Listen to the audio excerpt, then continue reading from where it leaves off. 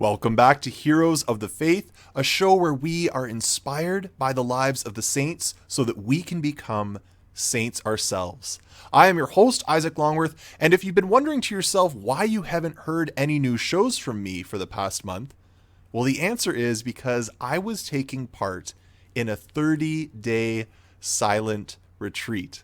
That's right, for the past month, I have been spending 30 days in silence, in solitude, in prayer with God. And you might be listening to that thinking, you know what, Isaac, that doesn't sound half bad. To unplug from the world for a while, not to check emails, not to have any responsibilities, but to just focus on God. That is such a blessing. And you're right, it really is a blessing to be able to spend that amount of concentrated time with God. But it also was pretty difficult. It was pretty difficult to completely unplug from the world, to not be able to talk to anyone, not to know what was happening, not to take in any news or any media whatsoever, not even to listen to music. It was very difficult, especially for someone like me who's fairly extroverted. I like talking with people and I like to be talked to. But even though it was difficult, it was good for me. It was good for me because I was able to work on detaching from so many distractions that I tend to fill my life with, to waste my time with, so that I could focus on God alone.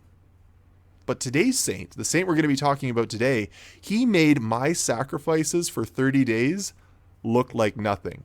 Like seriously, the saint we're talking about today, he was super radical for the Lord. And he lived a life of intense silence and solitude for God. And his name is Saint Simeon Stylites. Now, Stylites is not like his last name. His name Stylites actually means of the pillar. So it's like Simeon of the pillar, which will make more sense later on when you learn about his life, about why he earned this nickname. But Simeon himself was born around the year 388 in a place called Sisa, which is a village on the northern border of Syria in modern-day Turkey. And he was the son of a shepherd family. And so Simeon grew up helping them take care of their flock of sheep, helping out the family in the family trade.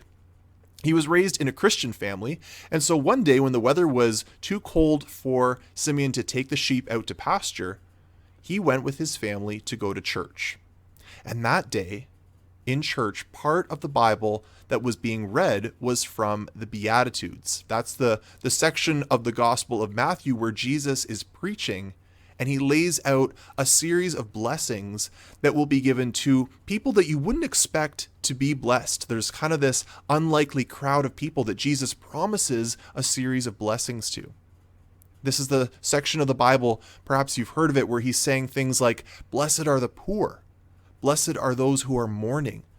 Blessed are the hungry, the thirsty."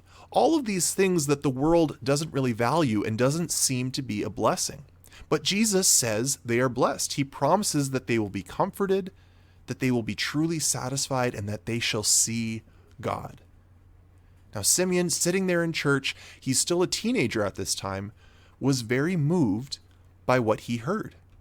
And he asked someone in church, what was the best way to live out this life that he heard in the gospel? And the man told young Simeon that the best way to follow these words of Jesus was to be a monk, someone who left the world behind and who joined a group of other monks to live out a life of prayer, of pain, and even suffering, so as to gain the spiritual blessings that Jesus was speaking about, to leave behind all of the pleasures, all of the comforts of the world in order to focus on God alone. And so Simeon, on his way home, continued to think about these words. How is it that Jesus could promise all of these blessings to people who seem to live such hard lives? What was the secret to these mysterious words? And in the long hours that he spent with the sheep, Simeon had time to pray and ask God, what do you want me to do with my life? How do you want me to live my life in a way that is a sacrifice?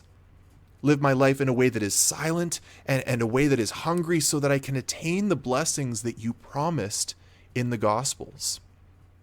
And finally, Simeon made a pilgrimage to a local shrine which was dedicated to saints who had been killed for their faith in Jesus. He went there to ask for their intercession to try and seek guidance on what to do with his life. And while he was at this shrine, Simeon laid down on the floor and prayed for many hours, asking God to give him that direction for his life. Now, while he was praying, he fell asleep, which is comforting for me to think about. I fall asleep in prayer all the time, so it's good for me to know that even the saints fell asleep praying. And for Simeon, in his case, it probably didn't help that he was laying on the ground to pray. But he fell asleep, and while he was sleeping in this shrine, he had a dream. And he dreamed that he was digging this foundation in order to build a building.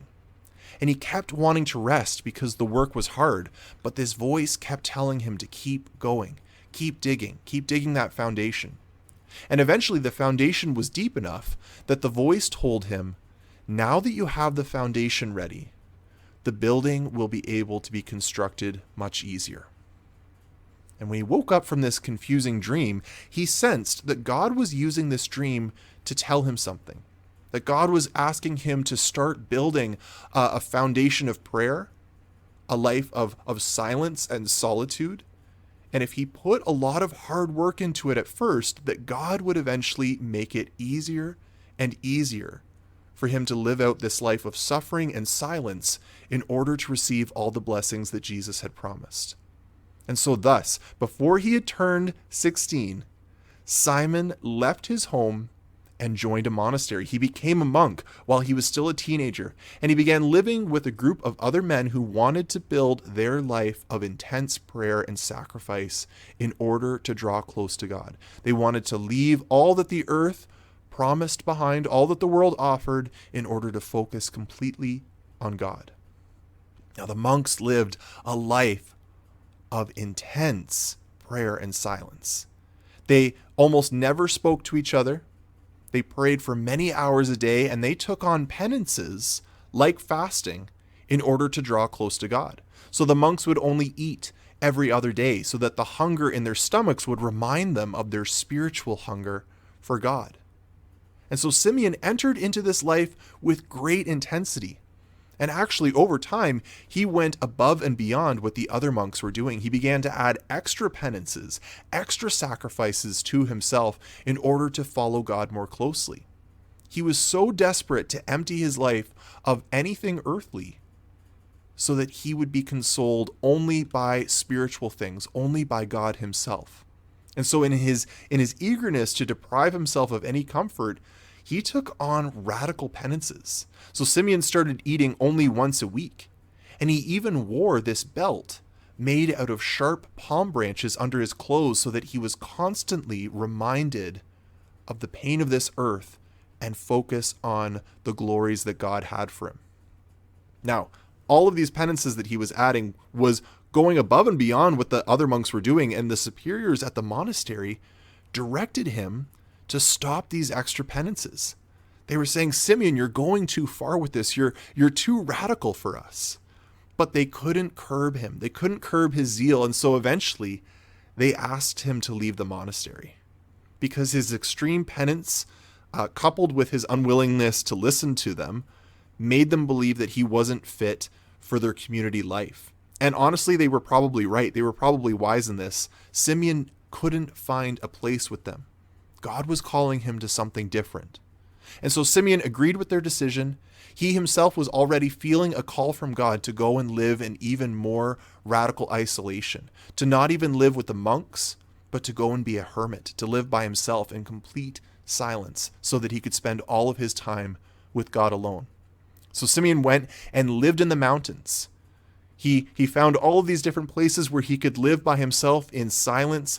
Like for a while he lived in an abandoned well. Eventually he made a kind of a solitary cottage where he lived for over 3 years. Now during this time living as a hermit, Simeon became even more extreme. And eventually he felt called by God to spend an entire Lent without food or water. Now, if you haven't heard of the season of Lent, this is a time when Christians honor the suffering and death of Jesus. And so the season of Lent is this period of 40 days where Christians remember the 40 days that Jesus spent in the desert, where he also had no food or water. And so Simeon wanted to imitate Jesus during this Lent by going without food or water for the entire 40 days. And so he asked those on the outside to lock him inside his cottage in complete silence, all by himself, with no food or water for the whole 40 days. Now the villagers went to their priest and asked him, "This guy Simeon, this hermit, he wants us to lock him up in his cottage with no food or water, and we don't know how we feel about this." And so the priest went to him and urged him not to do this. He said, "No one can live without food or water for 40 days. This would be suicide. It would take a miracle for you to do this. Don't do this. This is unwise, Simeon." But Simeon convinced him, "No, I think God wants me to do this.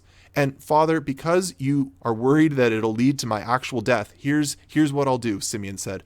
"I'll agree to take bread and water with me into the house. And I promise you, if I feel the need to eat, I will do it to stay alive." And so on those conditions, the priest said, "Fine, we'll lock you up in the cottage." So he locked him up in the hut. They sealed the door. And when Lent was done, they opened the door and eagerly looked in to see how Simeon was doing.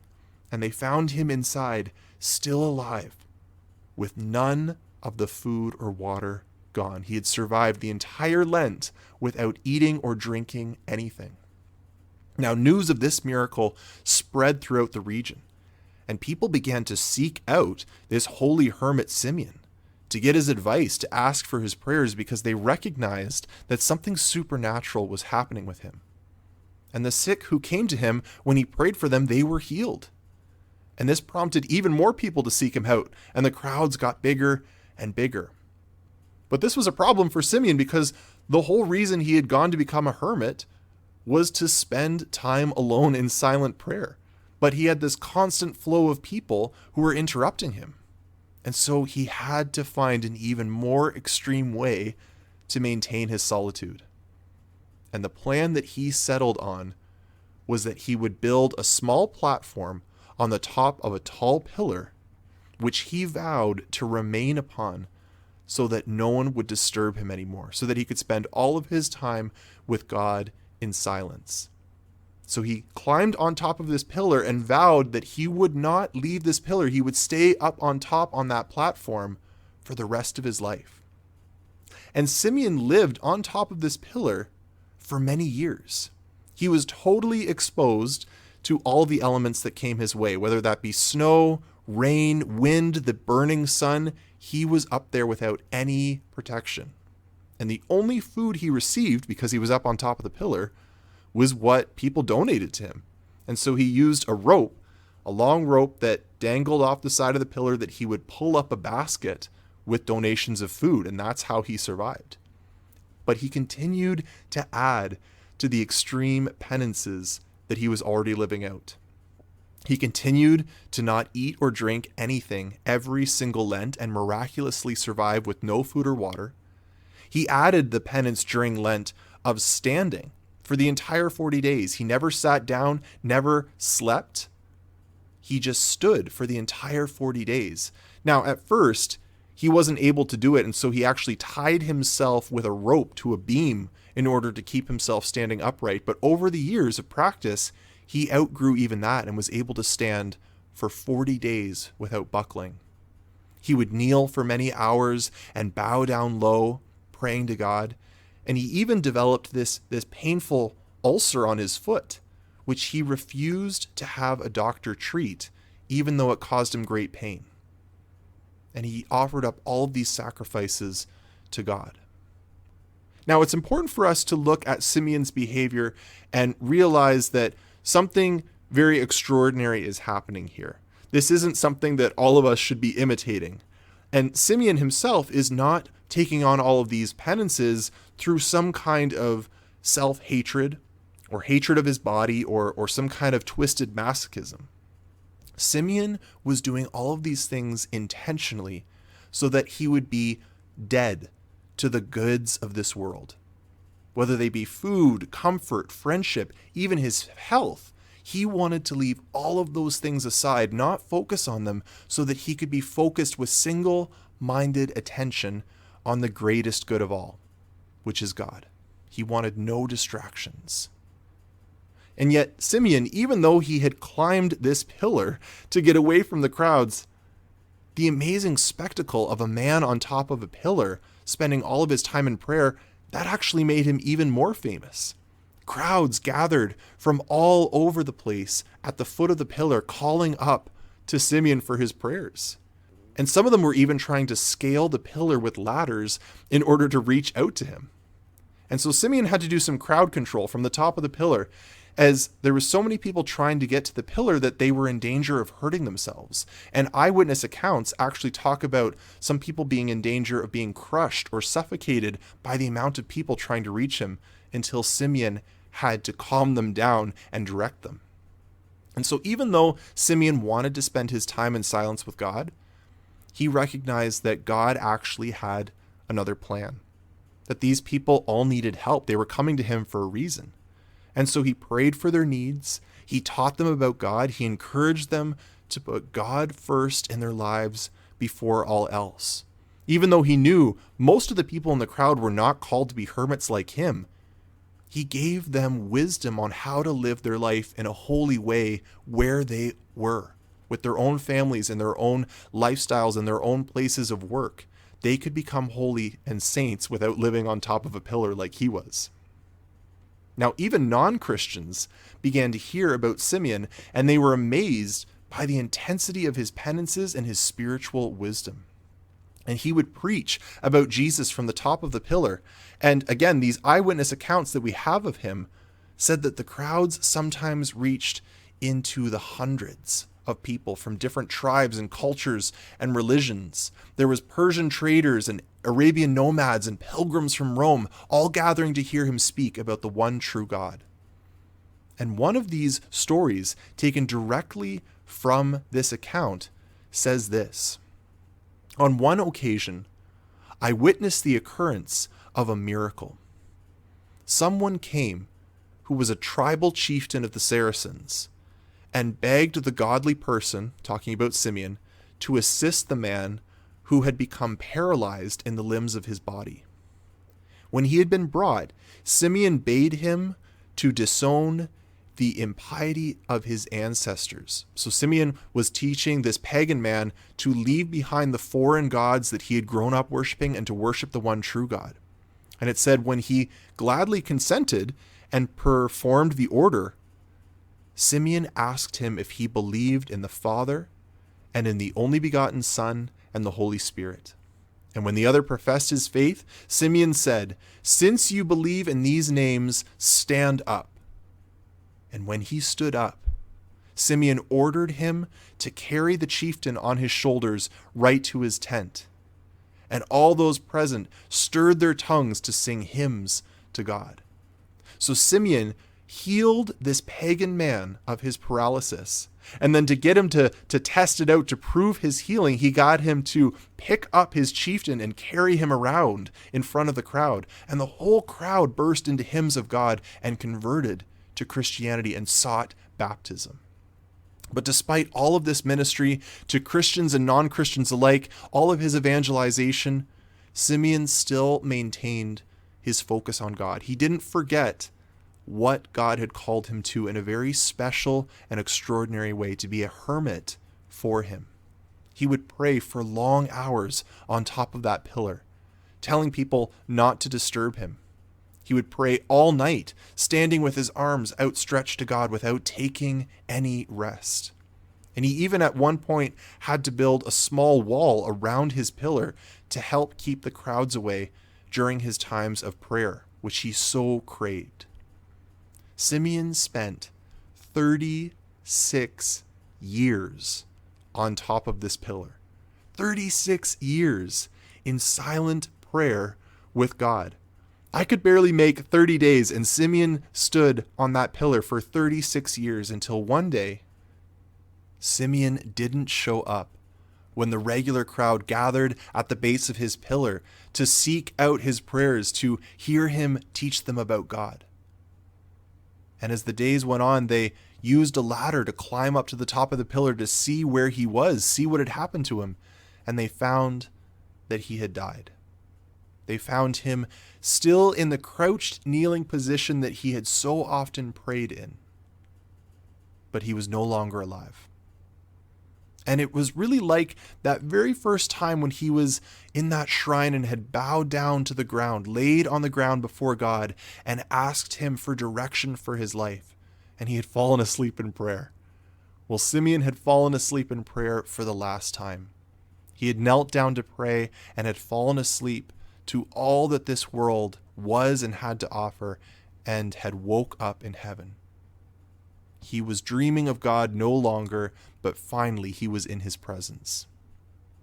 Now, Simeon shows us the value of silence in our life with God. The value of cutting out all other noise, all other distractions in order to focus on him. Hearing God speak is kind of like tuning in to the right radio station. The radio station is always broadcasting, just like God is always trying to speak to us. But so often, we are not tuned in to the right channel. We're listening to all the other frequencies.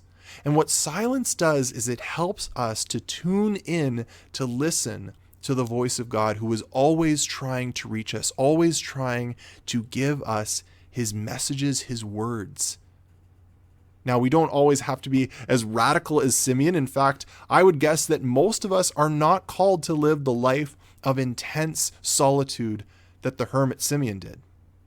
He had a very special calling. It's not wrong for us to enjoy food. It's not wrong for us to have friends. It's not wrong for us to work out or be healthy. But it's all about whether or not we put those things in place of God. It's about where our priorities are at, what we value most. Because if we are completely honest with ourselves, most of us, and I would very much consider myself in this camp, are not in danger of giving too much of our time to God. We're not in danger of being too extreme or radical like Simeon. Rather, we're on the opposite side. I can say for myself that I am too attached to the noise of the world. I'm not always as focused on the good things of God. I like the pleasures of the world. I like all of the noise. And so it's good for me to take intentional time, not just in the 30-day silent retreat, but every day to clear out some of that clutter from my life in order to make room for God. And so some of the helpful tips that I have tried to integrate more silence and space for God in my life is to find a dedicated amount of time to pray. And all of you can do that as well. You can set aside some time every day to give to God. If you're in your own house, you can find a quiet room to spend even a few moments alone with God to try and tune in to hear his voice. You can take time to read the scriptures. You can go to adoration at your local church and spend time with Jesus in the Eucharist. If your house is really loud or it's hard to get away from distractions there, maybe go out for a walk in nature. Don't automatically plug in music or earbuds into your ears. Just try to go and listen to God's voice in the silence.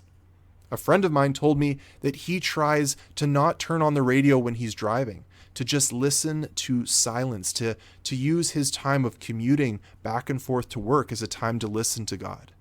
And we can all very easily cut out more of the amount of media that we consume, to turn off the news, to stop scrolling through social media, to look for ways to cut out some of the constant stream of noise that is coming at us through our TV and our phones. And remember, the silence and the solitude is not an end in and of itself. It's a means. It's a means to draw close to God. Silence and solitude is a way to get in touch with what God is trying to say to us, but we can't hear it unless we're paying attention. And so let's pray right now to Saint Simeon Stylites that we would become saints who are able to hear God's still, small voice in the silence. In the name of the Father, the Son, and the Holy Spirit, amen. Saint Simeon, you definitely had God as your first priority, because you were willing to give up every good thing that this earth had to offer in order to be more perfectly striving for the goods of heaven. So help us to imitate you. Help us to detach ourselves from all that could be a distraction from God, to seek God with our whole heart. Saint Simeon, you lived out your life in such a radical way for God that people were drawn to seek out the truth about God from you. Help us to live in such a way that people around us are curious about God because of the way that we live. And then give us the courage to be able to open our mouths and share our faith with them, just like you were able to preach to the crowds from the top of your pillar. You embraced silence in order to be alone and still before God, to hear his voice without any noisy distractions. Help us to unplug from the cacophony of noise, the constant bombardment of noise that assaults us all day long, so that we too can hear the still, small voice of God. St. Simeon Stylites, pray for us. In the name of the Father, the Son, and the Holy Spirit. Amen.